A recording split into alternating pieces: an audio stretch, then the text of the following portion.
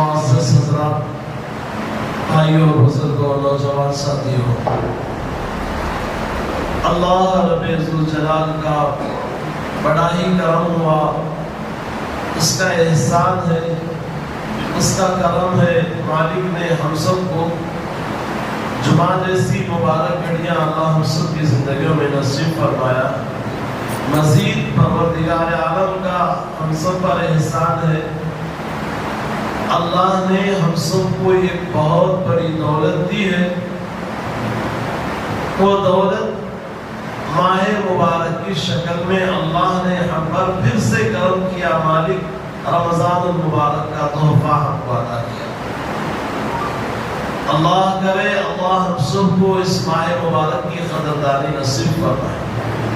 اللہ ہم سب کو اس مبارک مہینے کی عظمت کرنے کی اللہ توفیق عطا فرمائے۔ بزرگان محترم، اللہ جب بھی چاہتے ہیں، اللہ پاک سب سے زیادہ بندوں سے کچھ دینا چاہتے ہیں، بندوں کو کچھ عطا کرنا چاہتے ہیں۔ وَيَتَفَقَّهُ فِي الدِّينِ، اللہ پاک اسے دین کی سمجھ دیتے ہیں۔ جب مغفرت کرنے کے بہانہ جب اللہ سوچتے ہیں تو اللہ ماہ مبارک عطا کرتے ہیں۔ معاف کرنا جب چاہتے ہیں، درگزر کرنا جب چاہتے ہیں تو اللہ پاک رمضان المبارک عطا کرتے ہیں۔ تو ہم بڑے سعادت مند ہیں، ہم بڑے خوش قسمت ہیں۔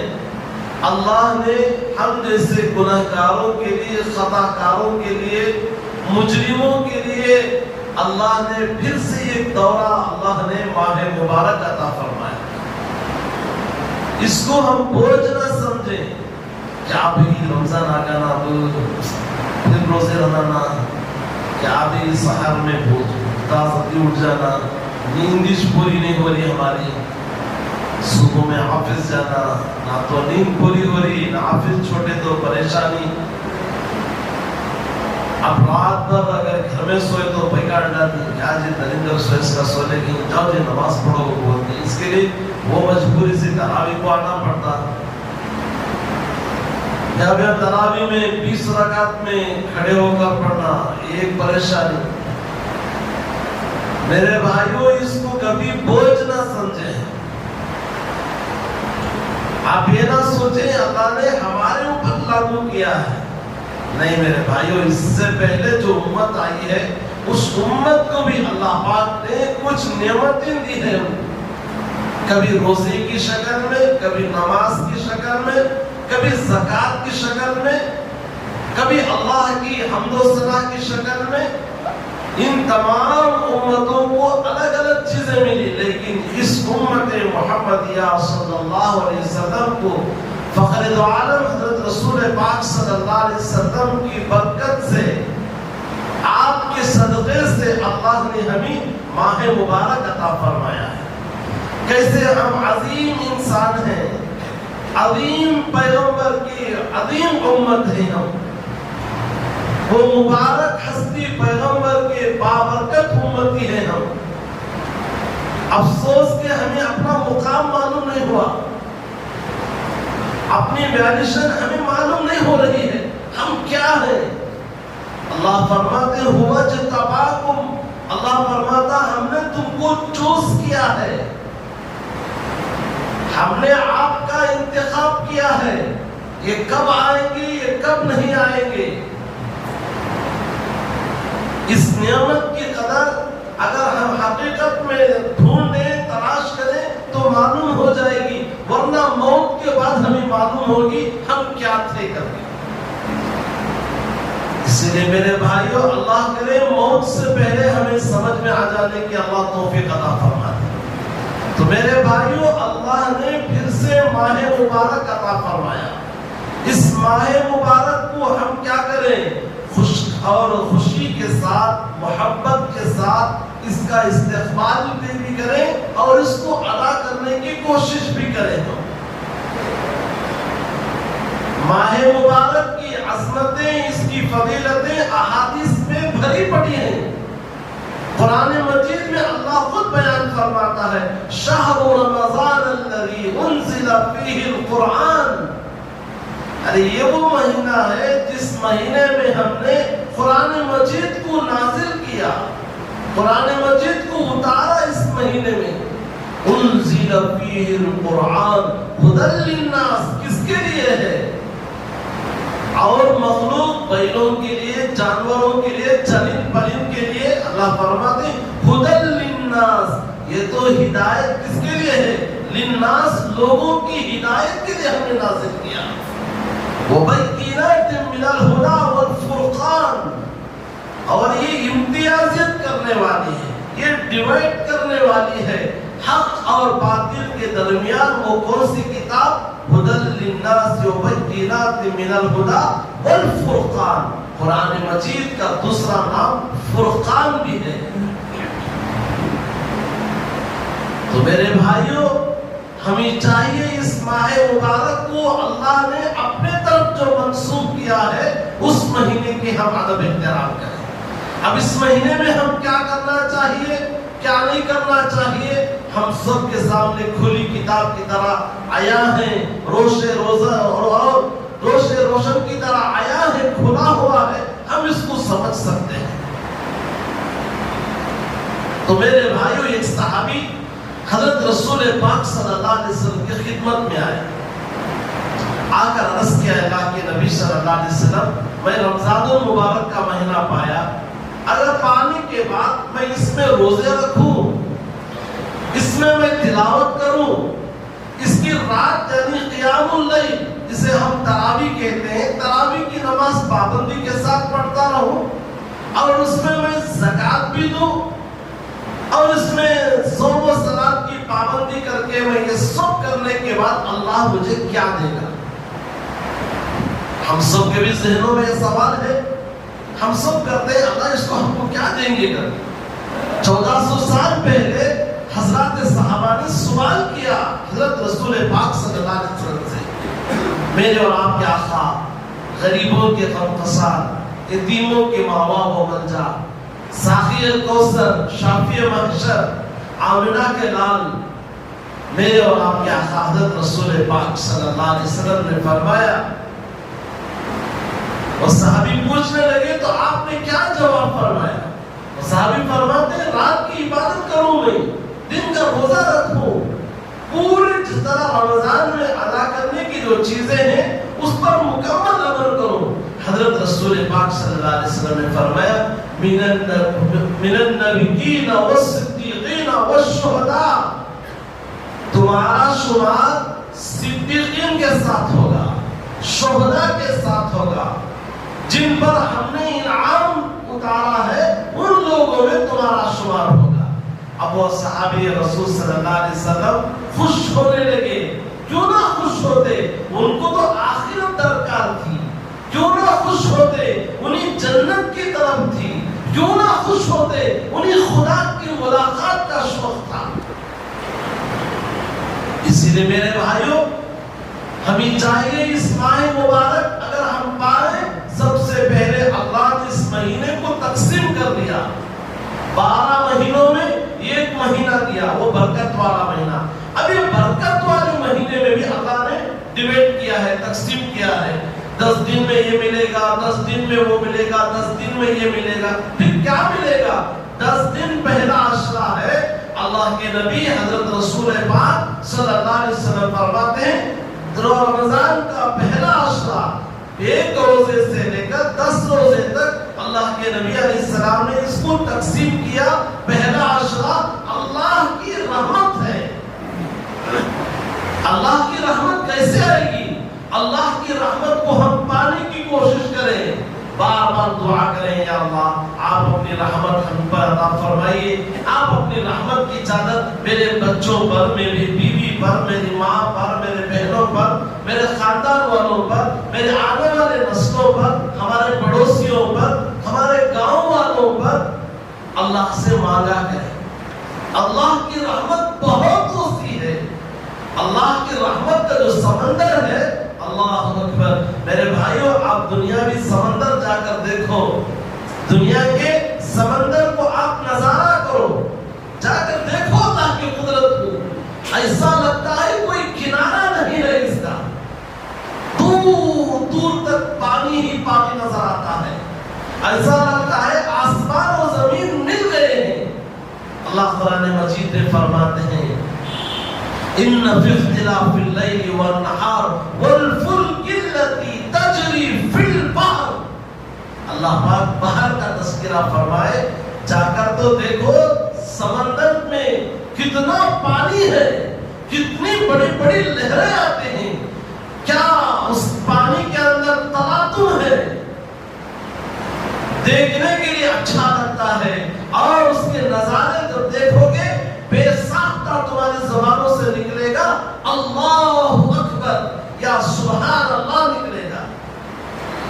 یہی وہ سمندر تھا، اللہ کے نبی صلی اللہ علیہ وسلم کے جانثاروں نے صحابہ کا ایک وفد گیا، اس پار سے اس پار جانا تھا، وہ صحابہ کے پاس کشتیاں نہیں تھی، وہ صحابہ کے پاس کوئی اور شپ وغیرہ نہیں تھی۔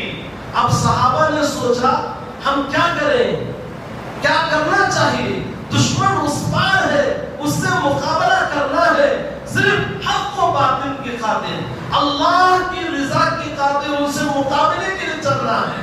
اب صحابہ تھے، ہمارا تو تمہاری طرح ایمان نہیں تھا، ان کا ایمان مضبوط اور مستحکم تھا، ان کا ایمان میرے بھائیوں پہاڑوں سے بھی زیادہ مضبوط تھا، سمندر کے سینے سے زیادہ گہرا تھا، زمین کی ثقافت سے زیادہ بالکل ٹھوس تھا ان کا ایمان۔ اب یہ مضبوط ایمان لے کر کیا کریں، اگر ہم اور تم ہوتے تو کیا کرتے، واپس گھر کو آ جاتے، چلو اب ایک بار دیکھیں گے، اس کے بعد کشتی بنائیں گے، کشتی لے کر آئیں گے، بات چاہیں گے، وہ جاتے تک موت آ جاتی، مر کو چلے جاتے۔ اب صحابہ ایسے نہیں تھے، وہ جانثار تھے، وہ اللہ کے حبیب کے چہیتے تھے، صحابہ نبی کی صحبت یافتہ تھے۔ اب صحابہ نے مشورہ کیا، ارے ڈرے کیوں، ہم بھی مخلوق، پانی بھی مخلوق، ہم بھی مخلوق ہیں، یہ سمندر کا پانی بھی مخلوق ہے، ہم ڈرے کیوں اس سے، یہ ہماری خدا کی بنائی ہوئی ایک مخلوق ہے۔ آخرکار صحابہ کرام فرماتے ڈالو گھوڑے اس سمندر کے اندر، اپنے گھوڑوں کو ڈالو سمندر کے اندر۔ علامہ اقبال نے کیا خوب نقشہ کھینچا ہے، دشت تو دشت کیا دریا بھی نہ چھوڑا ہم نے، دشت تو دشت کیا دریا بھی نہ چھوڑا ہم نے، پہلے کلزوم میں دوڑا دیے گھوڑے ہم نے، لگائے گھوڑے سمندر کے اندر، چل رہے تھے، گویا ایسا معلوم ہو رہا تھا، مؤرخ لکھتا ہے صحابہ زمین کی ثقافت پر جو چلتے ہیں ایسے ہی چل رہے تھے سمندر کے سینے پر۔ میرے بھائیوں یہ کب بنے گا، ایمان مضبوط بنے گا جب جا کر یہ کام ہوتا ہے، ورنہ میرے اور آپ کی طرح کھوکھرے ایمان، پھس پھسا ایمان کو لے کر کیا ہے، کبھی زمین پر بھی چلو گے لڑکھڑا جائیں گے ہم۔ مضبوط ایمان بنانے کی ضرورت ہے، صحابہ کے نقش قدم پر چلنے کی ضرورت ہے، اللہ اس کے رسول پاک صلی اللہ علیہ وسلم کے ہدایات، آپ کے فرامین مبارکہ پر عمل کرنے کی ضرورت ہے۔ آگے چلیے اللہ کی رحمت کو ہم مانگیں، اللہ آپ اپنی رحمت کا اشرہ چلا رہے ہیں، اس میں مجھے بھی رحمت دے دیجئے، اپنی رحمت کی چادر میں مجھے بھی اڑا دیجئے، میرے سر پر چادر اڑا دیجئے، اللہ سے مانگتے رہیں۔ علماء نے لکھا ہے، ایک واقعہ لکھا، ایک زمانے میں ایک پیغمبر، ایک رسول ایک راستے سے جا رہے تھے، دیکھا کہ چند خبریں ہیں، تازی خبریں ہیں، ایسا معلوم ہوتا ہے ابھی دفن کر کے گئے ہیں، ان کا گزر ہوا۔ حضرات انبیاء علیہ السلام پیغمبروں کو، رسولوں کو اللہ پاک کبھی کبھی منکشف کر دیتے ہیں، کیا ویسے اللہ پاک جو پردے ہیں وہ پردوں کو حائل کر دیتے ہیں، جسے کشف کہتے ہیں۔ جس طرح حضرت یعقوب علیہ السلام، یوسف علیہ السلام کو اللہ نے درمیان میں پردے حائل کر دیے تھے، ہٹا دیے تھے۔ یوسف علیہ السلام زلیخا کے اور یہاں تک کہ درمیان میں بات ہو رہی تھی، واقعہ لمبا ہے، اس میں جانا نہیں چاہتا. قریب آئی اور یوسف علیہ السلام سے کہا کہ آؤ آگے بڑھو. کہا کہ نہیں. قال معاذ اللہ، قال معاذ اللہ، میں اللہ سے ڈر رہا ہوں، میرا اللہ مجھے دیکھ رہا ہے. اللہ اکبر. میرے بھائیوں، علماء نے لکھا ہے یعقوب علیہ السلام اپنا ہاتھ اپنے منہ کا داڑھی پر رکھے ہوئے افسوس کے ساتھ ہاتھ رکھ کر دیکھ رہے تھے، دعا کر رہے تھے الہی میرے بچے کو آج بچا لے. درمیانی پردوں کو حائل کر لیا. ایک پیغمبر تھے، اللہ نے پیغمبر کی مدد کی. حضرت عمر ہے، ممبر رسول اللہ پر کھڑے ہیں. یا ساری الجبل، یا ساری الجبل، ہزاروں دور میل جہاں پر ایک مدینے سے وفد گیا تھا، لڑ رہا تھا. حضرت عمر ممبر پر کھڑے ہو کر کہنے لگے ساریہ پہاڑ کی اس طرف دیکھو، پہاڑ کی اس طرف دیکھو. حضرت ساریہ دیکھا تو دشمن پیچھے سے آ رہا تھا. حضرت ساریہ نے وار پلٹ کر کیا تو دشمنوں کے گردنوں کو ذبح کر دیا. میرے بھائیوں، جب خلیفۃ المسلمین عمر فاروق رضی اللہ تعالیٰ کے ساتھ اللہ یہ معاملہ کرتا ہے تو پیغمبروں کے ساتھ کیوں نہیں کرتا؟ وہ پیغمبر تھے. دیکھا کہ وہ خبریں بنی ہوئی تھی، تازہ تازہ بنی ہوئی تھی. جو پیغمبر گزرے تھے معلوم ہو رہا تھا اندر کے عادیوں کو عذاب ہو رہا ہے. جو مردے زمین میں ہیں وہ اللہ کے عذاب میں نخبہ بن چکے ہیں. پیغمبر جاتے ہوئے دعا مانگتے ہوئے آگے نکل گئے. ایک مدت ہو گئی، زمانہ ہو گیا، پھر واپس کسی اور کام سے ادھر آنے کے اور اتفاق کا موقع ملا. دیکھا کہ وہی خبریں ٹوٹ گئی ہیں، بکھر گئی ہیں، زمین کے برابر ہو گئی ہیں. اب دیکھا تو ان جو قبروں میں دفن تھے، مدفون تھے، وہ تو بڑے مزے میں ہیں. ٹھنڈی ہوائیں آ رہی ہیں، خوشبوئیں ان کے قبرے میں ہیں، اور جنت کے پھلواریاں، جو ڈھالیاں، جو دریچے ان کے قبروں میں کھلی ہوئے ہیں. وقت کے پیغمبر، نبی، رسول ہاتھ اٹھا کر اللہ کی بارگاہ میں پوچھا مالک یہ آپ کا کیا ماجرا ہے؟ آپ یہ کیا چاہتے ہیں؟ میں اتفاق سے گزرا تھا، یہ عذاب میں مبتلا تھے، رو رہے تھے، چلا رہے تھے، وہ عذاب سے چھوٹنے والے نہیں تھے. ہم آگے نکل گئے. ایک مدت کے بعد دیکھا یہ خبریں ٹوٹ گئی ہیں. خبروں پر ایک بات یاد آئی مجھے. خبر میرے بھائیوں میری بھی بنی جائے گی، آپ کی بھی بنی جائے گی. خبروں کو معمولی انداز میں بناؤ، خبروں کو عمارت نہ بناؤ، خبروں کو ٹائلسوں کے ساتھ، ماربل کے ساتھ اسے مزین نہ کرو. خبر کے اندر کے اعمال تم بنا لو. خبر کا اوپر کا کام لوگ کر دیتے ہیں. خبر کو معمولی طریقے سے بناؤ، خبر کو بختی نہ بناؤ. خبر میں جو پتھر جو تم لگاتے ہو، خطبہ جو لگاتے ہو، وہاں پر کیا کرو؟ اگر کوئی کرنا ہی ہے بس ضرورت کے لیے تحت، ورنہ عام طور پر آپ مدینہ منورہ کئی لوگ جا کر ہیں اس مجمع کے اندر، عمرے کو جا کر ہیں، حج پہ جا کر ہیں. جاؤ ایک مرتبہ مسجد نبوی صلی اللہ علیہ وسلم کے صحن میں، میرے بھائیوں جنت البقیع کا بڑا میدان ہے، جنت کا ایک نظارہ. اس قبرستان میں جا کر دیکھو صحابہ کی قبریں کتنی پیاری ہیں. ان قبروں کو دیکھ کر ایمان تازہ ہو جاتا ہے، دل چاہتا ہے مالک موت آ جائے، یہیں جا کر ان صحابہ کے قدموں کے نیچے ہم جا کر سو جائیں. اللہ کرے اللہ ہم سب کی موت مدینے میں نصیب فرمائے. تو میرے بھائیوں خبروں کو کیا ہے زیادہ مضبوط نہ بناؤ، خبروں کو زیادہ پختی نہ بناؤ. اب اس پر جو تختہ جو لگا ہوا رکھا ہوا ہوتا ہے اس میں تو پتہ نہیں آپ کتنے ہزاروں کے پیسے آپ لوگ قبرستان میں باپ داداؤں کی قبروں پر لٹا رہے ہو. اب اس کے اوپر سے ٹائلس بہترین نام لکھ کر، آیت الکرسی لگا کر، اس کے بعد کل نفس ذائقۃ الموت آیت لکھ دیا، اس کے بعد مکے کی تصویر بنا دیا، مدینے کی تصویر بنا دیا. ارے عقل کے اندھو، جا کر وہ قبرستان میں جا کر دیکھو ان خبروں پر جس میں تم آیت الکرسی، قرآن کی سب سے بابرکت آیت ہے وہ آیت الکرسی ہے. وہ آیت الکرسی پر پرندے پیشاب کر رہے ہیں، کوے پیخانہ کر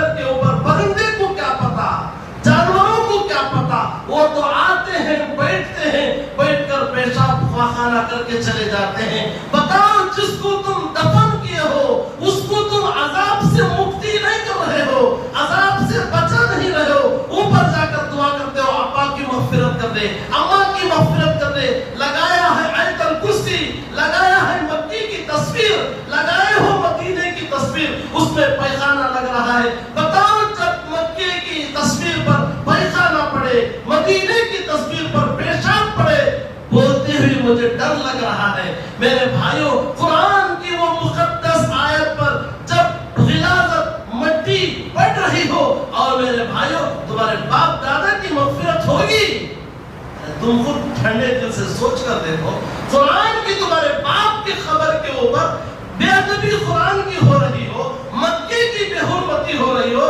مدینے کی بے حرمتی ہو رہی ہو، تم کس منہ سے تم امید کرتے ہو ہمارے ابا کی مغفرت ہو جائے گی، ماں کی مغفرت ہوگی، بہن عذاب میں ہے اس عذاب سے وہ نجات پائے گی؟ نہیں میرے بھائیوں، کل ایک دفن کا قبرستان میں جا کر تدفین کا عمل ہوا، ایک نوجوان کو میں نے کہا جاؤ دیکھو ماشاءاللہ ہارونی کے نوجوانوں نے ماشاءاللہ مسجد کے ذمہ داروں سے اجازت طلب کر کر پانی کا انتظام کیا ہے، بہت اچھا قبرستان کو ایسا لگتا ہے بالکل بہت پاک صاف قبرستان ہارونی کا بن گیا ہے۔ دل چاہتا ہے تھوڑی دیر اور بیٹھے، سورہ فاتحہ پڑھ کر کیا ہے مرحومین کو بخشنے کو دل چاہتا ہے۔ اتنا پاک شفاف ہارونی کا قبرستان بنا دیا، اور بھی نوجوانوں کے عزائم ہیں اس سے اچھی طرح پاک صاف کرنے کے عزائم ہے۔ دعا کریں اللہ ان نوجوانوں کی خدمت کو اللہ بے انتہا قبول فرمائے۔ میرے بھائیوں، کہنے کا مقصد ہے، ایک نوجوان کو میں نے کہا بھائی ایک ڈبہ لے کر یہ سپر ذرا دھو ڈالوا۔ حضرت کیا قصہ؟ ارے دستانی کیا تجھے پیخانہ دکھ پایا؟ قرآن کی آیت پڑھ، یہ قرآن کی آیت، ارے آیت الکرسی کے بارے میں کیا فضیلت ہے، کتنی فضیلتیں اللہ کے نبی علیہ السلام نے بیان فرمایا ہے۔ ایسی قرآن کی آیت پر دیکھو یہ پیشاب کی بقرہ، وہ حضرت اب اس کے بعد کیا کرو، ڈربا لے کر جگ لے کر وہ نوجوان ہاتھ سے دھونے لگے۔ میرے بھائیوں، میں آپ سے میں درخواست کرتا ہوں، آپ کی باپ کی محبت آپ کے سینے میں ہے، مجھے معلوم ہے، میرے بھی والد کا انتقال ہوا، مجھے بھی درد ہے۔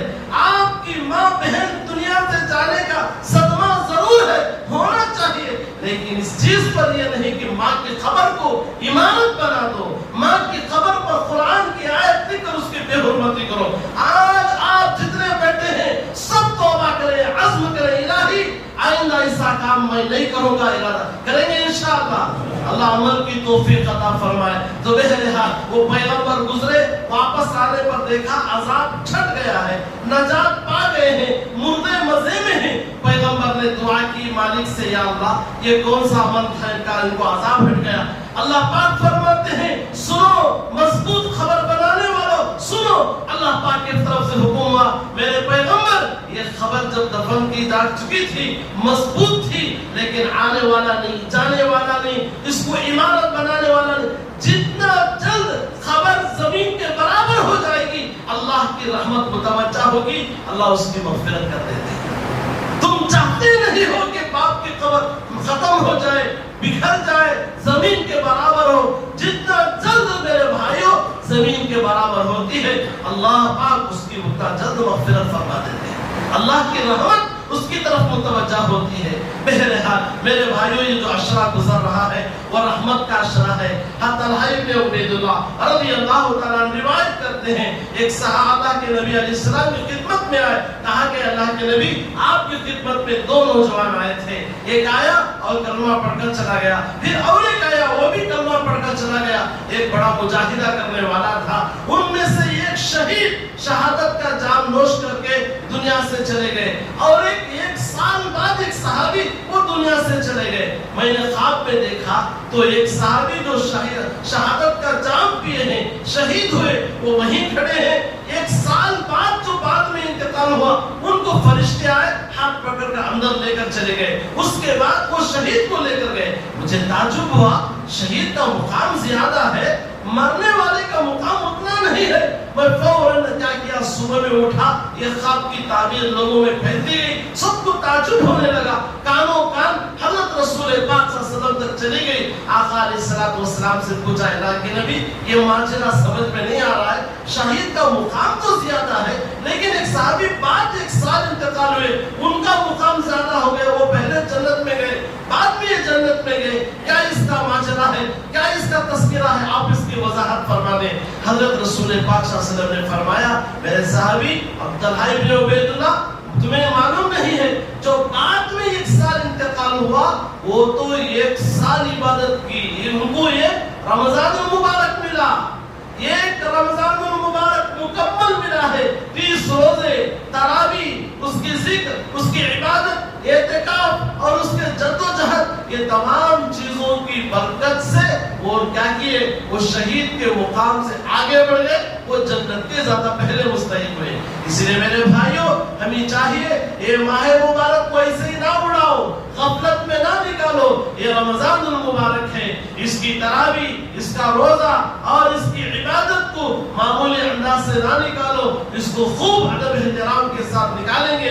ایک نزہۃ المجالس کے اندر ایک واقعہ لکھا ہے، ایک یہودی، میرے بھائیوں یہ اتفاق سے تھا، تو اللہ والے کبھی کبھی ان چیزوں کو دیکھتے ہیں، اس کی وضاحت کتابوں کے اندر آئی ہے، تو اللہ والے نے خواب میں دیکھا، تو نزہۃ المجالس کے اندر ایک واقعہ لکھا ہے، وہ یہودی جنت میں جا رہا ہے، وہ جو دیکھنے والے خواب میں تھے بڑے پریشان ہو گئے، ارے یہودی کو جنت کو کیا رشتہ ہے، وہ تو جہنم کا لائق ہے، یہ جنت میں جا رہا ہے۔ اس وقت میں فوراً کہنے لگے، یہ کیا بات ہوئی، آپ جنت میں جا رہے؟ کہا کہ تعجب کرتے ہو نا، تعجب کرتے ہو، تعجب تو کیوں کرتے ہو، جب میں مرا تھا اس وقت میں اللہ پاک نے مجھے کلمے کی توفیق دی تھی، کلمہ پڑھا، یہ کلمے کی توفیق کیوں ملی معلوم ہے، اتفاق کی بات تھی، ایک بار میرا بچہ رمضان المبارک میں عام بچوں کی طرح، بچے مسلمانوں کے بچے روزہ تھے، میرا بچہ ہاتھ میں روٹی پکڑ کر کھا رہا تھا، دوپہر کا وقت تھا، میں نے اس کو تمانچہ کھینچ کر مارا،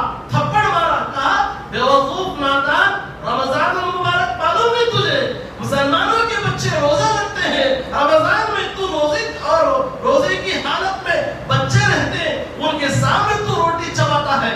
اللہ نے اس بچے کو، میرے بیٹے کو تمانچہ تھپڑ مارنے کی وجہ سے اللہ کو میری ادا پسند آئی، موت کے آخری وقت میں اللہ تعالیٰ فرشتوں کے ذریعے مجھے کلمے کی دولت ملی، آج میں وہ رمضان کی احترام کی برکت سے آج میں جنت میں پہنچ گیا۔ میرے بھائیوں، یہ یہودی رمضان کی برکت کو سمجھ کر وہ جنت میں جانے والا بنا، آج ہم اس رسول اللہ صلی اللہ علیہ وسلم کی امتی ہیں، آج ہمارے اوپر رمضان چل رہا ہے، سائے فگن کر رہا ہے، ایسی حالت میں ہم رمضان کا ادب احترام نہ بجا لائیں، رمضان کی قدر و قیمت نہ پہچانیں، یہ ہمیں سمجھتا ہوں ہماری یہ بدبختی کی علامت ہے، یہ محرومی کی علامت ہے۔ میرے بھائیوں، پوچھو ان خبر والوں سے جو ہم سے پہلے خبر میں چلے گئے، پوچھو رمضان کی قدر کیا ہے، وہ افسوس کریں گے، کاش مجھے رمضان مل جاتا، میں روزے ہو کے پورا رمضان کے بعد مل جاتا، میرا مقام بڑھ جاتا، میرا مرتبہ بڑھ جاتا، وہ افسوس کریں گے۔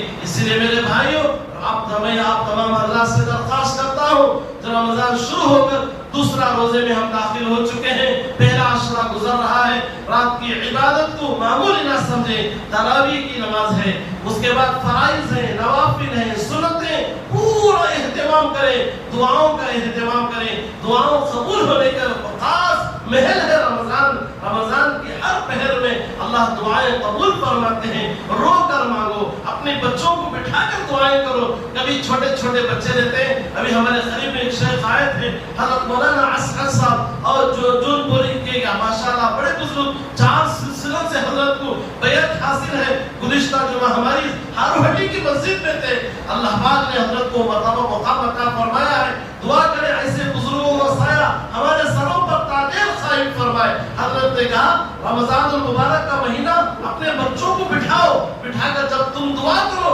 تمہاری چھوٹی چھوٹی اولاد آمین آمین کہتے ہیں، خدا کی عزت و جلالت کی قسم، خدا کی رحمت ہم سب کی طرف متوجہ ہو جائے گی، ہماری دنیا میں مسائل پورے ہوں گے، آخرت کے مسائل पूरे होंगे। दुआओं का एहतमाम करें, तस्बीहात का एहतमाम करें, कुरान पाक की खूब तिलावत करें। पढ़ना नहीं आता है, पढ़ने वालों के बगल में बैठकर कुरान सुनो, अल्लाह पाक अजर अजीम देंगे।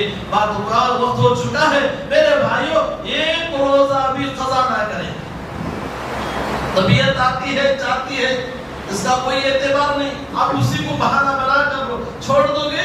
रोजेदार से पूछो शाम के वक्त में, जो सुबह से लेकर शाम तक बिल्कुल क्या है सूखा सूखा रहता है। अक्सर हमें भी क्या करते, सो को उठती, असर के बाद सलाम करो तो क्या करते, सलाम क्यों सलाम का जवाब देती माशाअल्लाह, गरीबी न जाने वाले करके। मेरे भाइयों हशाश बशाश नहीं है, सोइए मत ज्यादा। सुबह को सोया, सहार करने को नमाज भी छोड़ देता, सहार को सोया, उसके बाद सोता सोता उठता उठता 8-9, उसके बाद छोटा मोटा का फिर सोया, फिर जोहर की नमाज पढ़ा, फिर सो गया। असर के बाद क्या छोटी मोटी तैयारी किया, खाया, फिर मगरिब के बाद तरावी को आया तो नहीं सोया। अरे सोने के लिए रमजान नहीं आया है मेरे भाइयों, चौकन्ना रहकर रमजान को गुजारो, देखो क्या बरकतें सआदतें मिलेंगी। इसलिए खास तौर पर असर की बात के वक्त में बड़ा कीमती वक्त है, दुआओं का खास कर एहतमाम करें। अल्लाह पाक से दुआ फरमाए, जितनी बातें कही गई सुनी गई, अल्लाह ताला मुझे भी अमल की तौफीक दे, आपको भी अमल की तौफीक अता फरमाए। मेरे भाइयों रमजान मुबारक के अंदर 4-5 जुमा मिलते, इत्तेफाक से 5 जुमा अल्हम्दुलिल्लाह रमजान में, या हर जुमा बाहर के लोगों को चंदे का खास तौर पर और इजाजत मिलती है। इस बार अल्हम्दुलिल्लाह 4 जो तयशुदा है अल्हम्दुलिल्लाह, हमारे इमदादिया गंगापुरा का एक जुमा है, गांधीनगर के मदरसे का एक जुमा है, और इसी तरह ताल्लुम ज़करिया करके एक जुमा है, और हज़रत मौलाना मुफ्ती असलम साहब का वो भी एक जुमा तय है। ये 5 जुमा आने की वजह से एक जुमा हमारी मस्जिद में आप लोग जो किताबी अल्हम्दुलिल्लाह दिल खोलकर आप ताउन करेंगे, अल्हम्दुलिल्लाह काम हो रहे हैं, बहुत सारे काम हमारे मस्जिद के अंदर, यहाँ पर मोहल्ला मस्जिद में भी काम हो रहा है, और कब्रिस्तान की बाकी सफाई का ये तो चलता रहता है। मेरे भाइयों अल्लाह के रास्ते में दिल खोल कर देंगे तो इंशाअल्लाह सुमा इंशाअल्लाह अल्लाह पाक उसका अजर अजीम देगा। जाते हुए ताउन करते हुए जाए, अल्लाह पाक सबके देने को लेने को अल्लाह बेइंतहा कबूल फरमाए। अल्लाह पाक जो खिदमत कर रहे हैं, खुसूसी तौर पर जो सहरी का रस्म चल रहा है माशाअल्लाह बहुत अच्छा आला पैमाने पर पूरे डिस्ट्रिक्ट में, हमारे रामनगर डिस्ट्रिक्ट में जितना नज्म हारू हंडी पर हो रहा है और पूरे डिस्ट्रिक्ट में इतना नहीं हो रहा है, बेहतरीन नज्म सहरी का हो रहा है माशाअल्लाह। हमारे नौजवान साथी कैंपस में जाकर रात सहरी में उठकर सहार खाना होना मुश्किल, चंद नौजवान माशाअल्लाह इंडस्ट्रियल एरिया, कुकर फैक्ट्री, वहाँ दूर दूर तक जाकर सहरी पहुंचा रहे। दुआ करें हारवाड़ी के नौजवानों में जो बेदारी है, दिल से दुआएं निकलती हैं, अल्लाह इन सब आने वाले नस्ल में हारवाड़ी के बच्चों में भी अल्लाह से शौक और जज्बे अता फरमाए, सबकी खिदमत को अल्लाह बेइंतहा कबूल फरमाए। आमीन व आखिर दावाना अल्हम्दुलिल्लाहि रब्बिल आलमीन।